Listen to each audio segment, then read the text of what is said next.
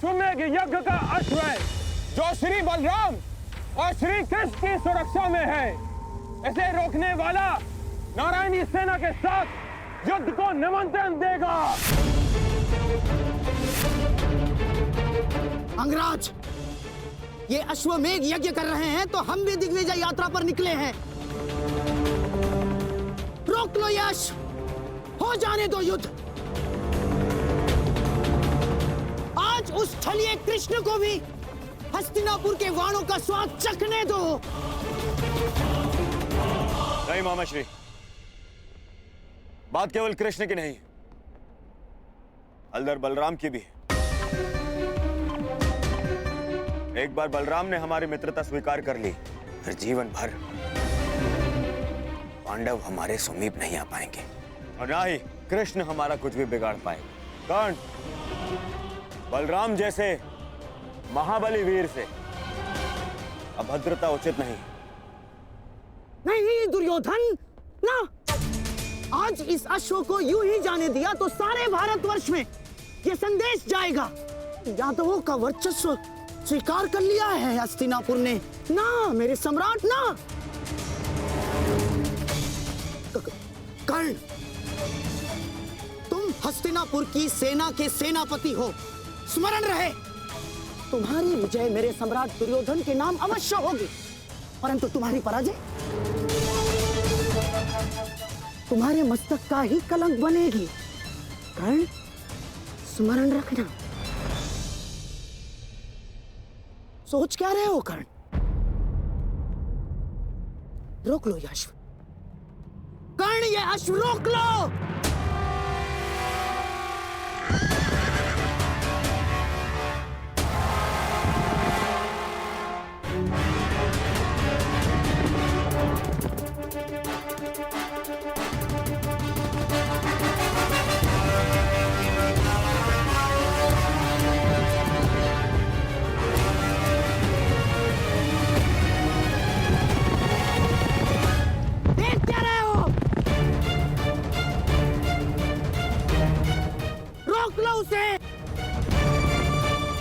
नहीं।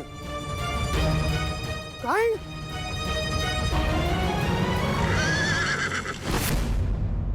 go!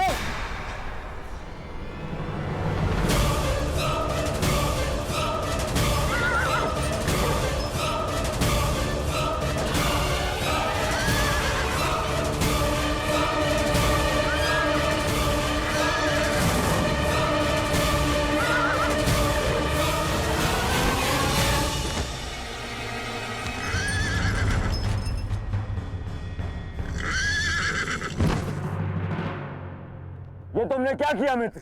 अब श्री बलराम का कोप सेना होगा हमें। अश्व को रोका गया है, आक्रमण!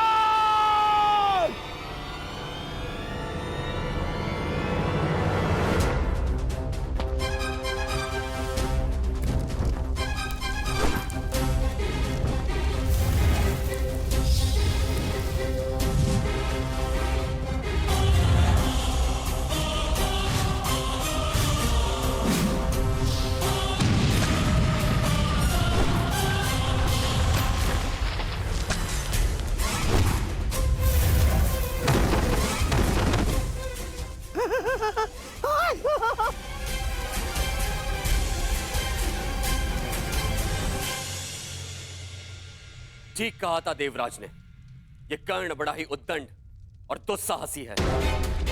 द्वारका के अश्वमेध यज्ञ के अश्व को रोका है उसने, हमारी सेना पर आक्रमण किया है उसने। मैंने कहा था ना दाऊ कि ये योद्धा तनिक विकट है, परंतु उसने अभी तक बलराम के हल और गदा की विकटता नहीं देखी है। हस्तिनापुर को अपने हल की नोक से उखाड़कर भूमि में गाड़ दूंगा मैं जानता हूं कि तुम्हें कर्ण प्रिय है, परंतु जो भी द्वारका के सम्मान की सीमा को लांघे वो मुझे प्रिय नहीं। अब कर्ण को मेरा सामना करना ही होगा। अब जैसी आपकी इच्छा दाऊ। मैं तुम्हारी इच्छा जानना चाहता हूं कन्हैया। क्या इस युद्ध में तुम भाग लोगे या नहीं? अब दाऊ की इच्छा है तो कन्हैया को तो आना ही होगा। परंतु क्या? परंतु इस युद्ध में मेरी भूमिका कुछ और होगी दाऊ, क्योंकि आने वाला योद्धा महारथी है और इस युद्ध में सामना करने के लिए आपको एक चपल सारथी की आवश्यकता पड़ेगी।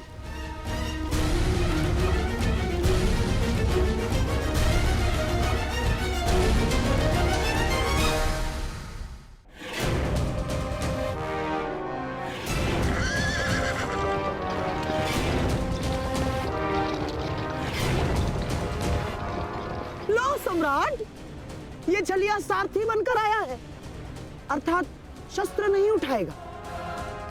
विजय निश्चित है सम्राट, विजय निश्चित है हमारी।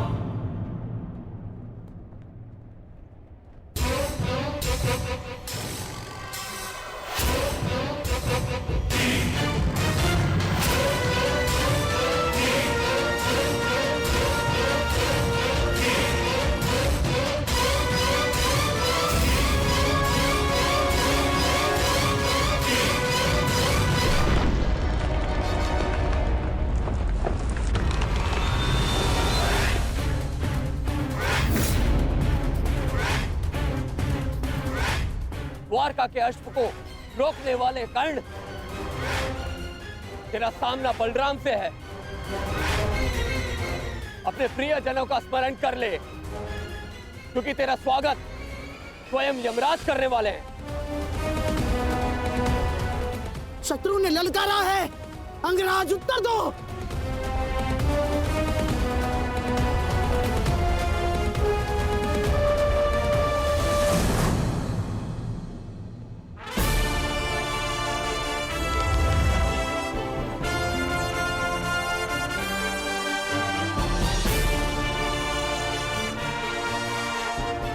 इस छलिए कृष्ण ने हमारे कई बनते काम बिगाड़े हैं दुर्योधन। आज इसकी पराजय का आनंद हम उठाएंगे, द्वारका का पतन होगा।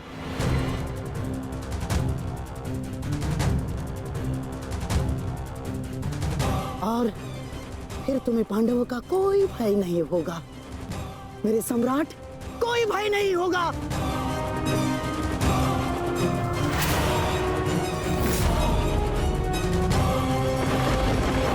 बाण संधान करो कर्ण, तुमने बाण संधान किया और मेरा प्रतिशोध पूर्ण होगा।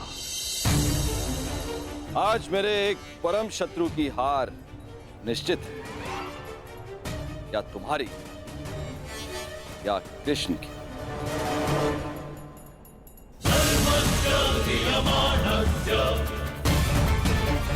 चला बाण चला कर्ण, ये तेरे बाण ही तेरी मृत्यु का कारण बनेंगे। देख रहे हो कन्हैया, जिस कर्ण से तुम्हें इतना स्नेह है वो कितना दृष्ट है।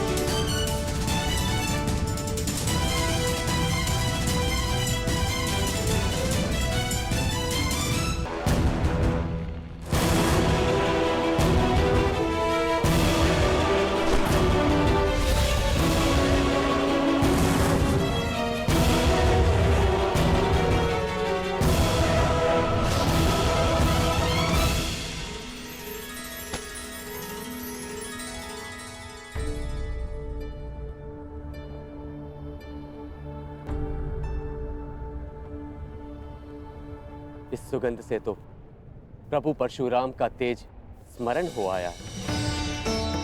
ये कैसा प्रहार है? प्रहार नहीं, आभार है दाऊ।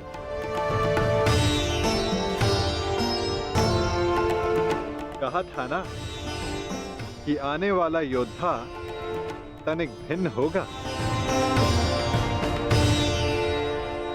हस्तिनापुर के युवराज की ओर से मैं परशुराम शिष्य राधेकर्ण श्री बलराम और वासुदेव को नमन करता हूं।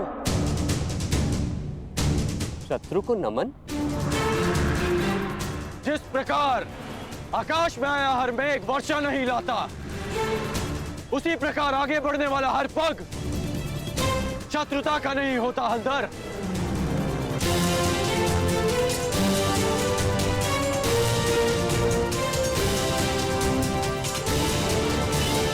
हस्तिनापुर की मित्रता स्वीकार करें। शत्रुता का विकल्प तुमने ही चुना था कर्ण।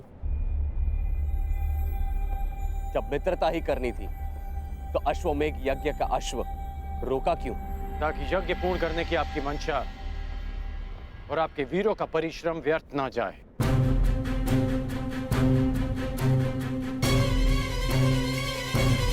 इस अश्व को ध्यान से देखिए। इस अश्व का दायां कान कटा हुआ है।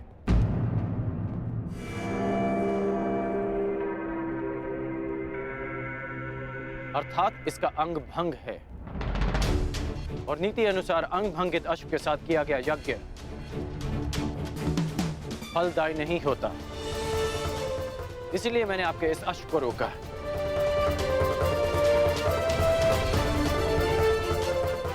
हलधर, मैं स्वयं आपको समझाना चाहता था, परंतु उससे पूर्व आपके वीरों ने मुझ पर आक्रमण कर दिया और कदाचित मुझे उसका उत्तर देना पड़ा।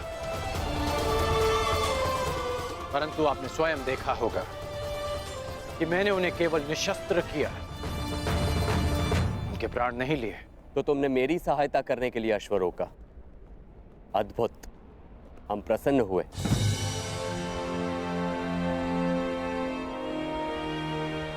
यह अश्व लाने का उत्तरदायित्व किसका था? कान्हा, तुम सबको यही कहते हो ना कि तुम मेरी आज्ञा का पालन करते हो, लेकिन परिणाम में वही होता है जो तुम चाहते हो।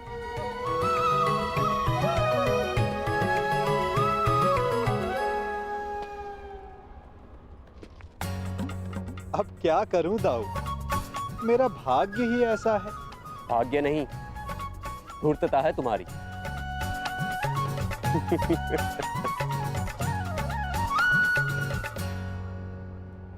तुम्हें लेके मेरे मन में जो भ्रम था, वो भ्रम तुमने तोड़ दिया है। हम प्रसन्न हुए। कहो, क्या इच्छा है?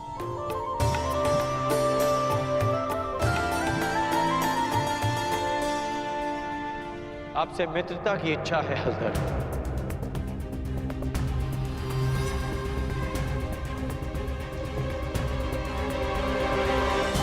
और एक आश्वासन भी बलराम, आवश्यकता पड़ने पर आप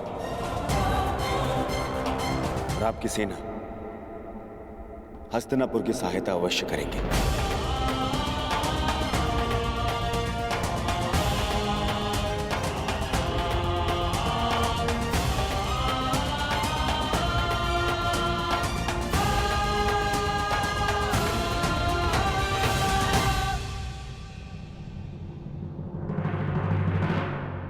स्वीकार है।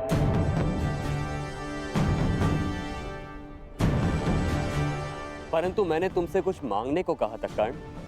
इस समय मेरा लक्ष्य युवराज दुर्योधन को सर्वशक्तिशाली बना देना है।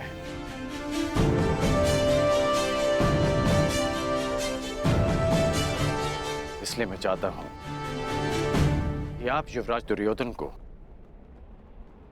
गदा युद्ध की शिक्षा दें और इन्हें संसार का सर्वश्रेष्ठ गदाधारी बना दें। स्वीकार है।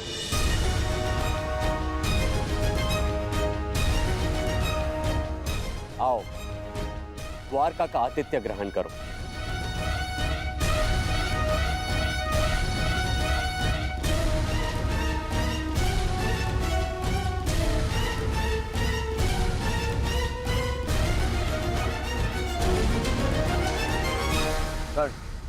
वरदान तुम्हें मिला था और तुमने उसे मेरे लिए उपयोग किया। आज तुमने एक बार फिर ये सिद्ध कर दिया कि संसार में यदि कोई मेरा सबसे बड़ा हितैषी है तो वो तुम हो कर्ण। मैं हस्तिनापुर का हितैषी हूं युवराज, और हस्तिनापुर युवराज का सेवक। मेरा धर्म हस्तिनापुर और आपको शक्तिशाली बनाना है। प्रणिपात युवराज।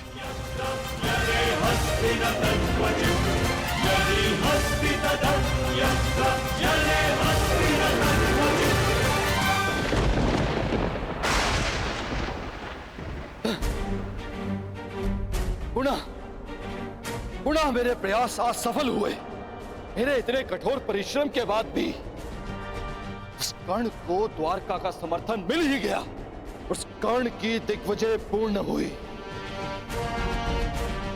अभी तक मेरे पुत्र अर्जुन को कुछ भी प्राप्त नहीं हुआ, कुछ भी नहीं।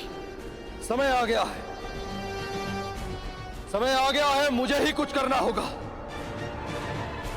इस कर्ण के सौभाग्य को दुर्भाग्य में परिवर्तित करना होगा।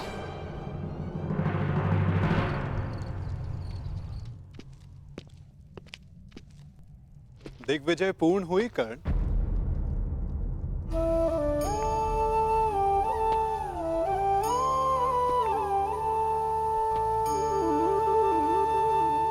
लगभग 12 वर्षों तक तुम लगातार युद्ध करते रहे हो। निश्चित रूप से थकान अनुभव हो रही होगी। विश्राम नहीं करोगे? मित्रा के लिए शरीर की थकान से अधिक मन की शांति होती है केशव। मेरा मन अशांत है। एक परिवर्तन का स्वप्न लेकर मैंने अपना जीवन प्रारंभ किया था। तू स्वयं ही परिवर्तित हो गया केशव।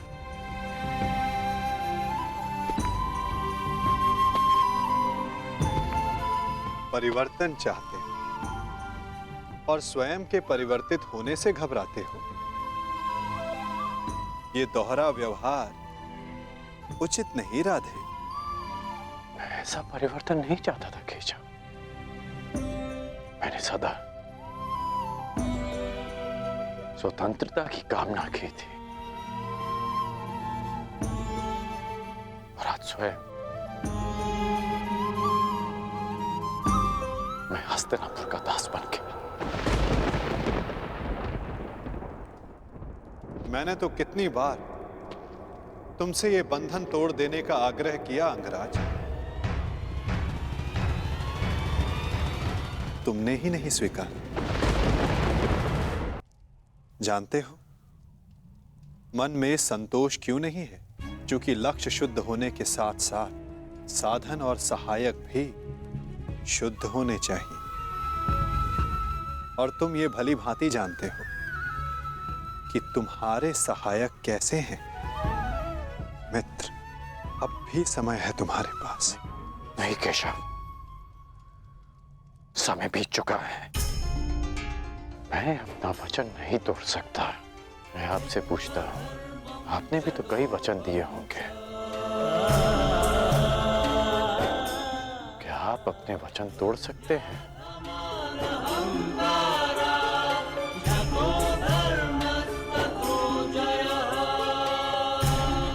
कौन जाने मित्र, भविष्य में क्या छिपा है? तुम बताओ, अब दिग्विजय के पश्चात तुम क्या करोगे? केशव, मेरा मन अशांत है। सोच रहा हूं कि हस्तिनापुर जाने से पूर्व गुरु परशुराम के दर्शन करा। विचार उत्तम है मित्र,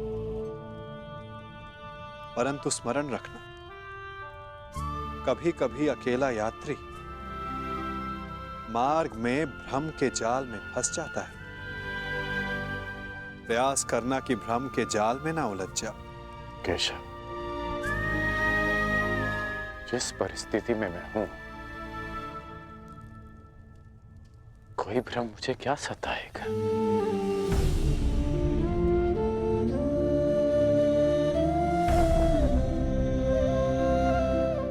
आपकी मुस्कान मुझे बहुत शांति देती है केशव।